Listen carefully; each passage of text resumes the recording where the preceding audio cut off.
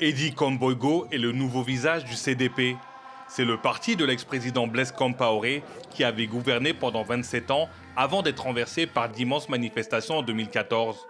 Cet expert comptable âgé de 54 ans compte bien redonner le lustre d'antan à un parti qui fait son retour après avoir été interdit de participer aux élections de 2015. Il n'y a pas une critique fondamentale de la gouvernance du CDP, parce que le CDP a gouverné le pays dans la paix, dans l'équité et dans le développement.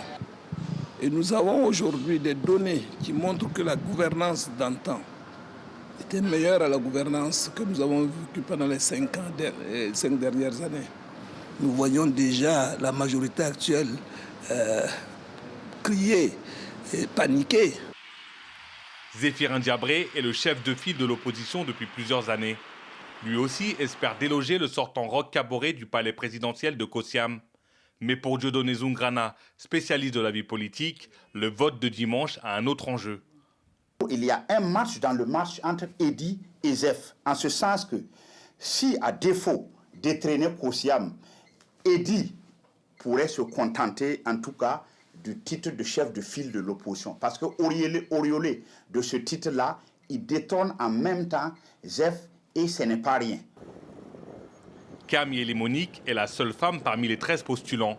C'est sa première candidature, mais cette chef d'entreprise originaire de Bobo-Dioulasso croit en ses chances.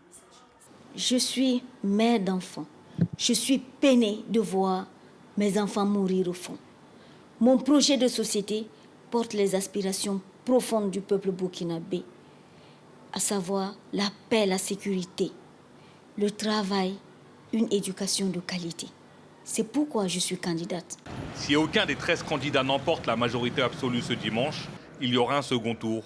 Le camp du président sortant Roch Kaboré espère gagner dès ce dimanche pour éviter ce scénario.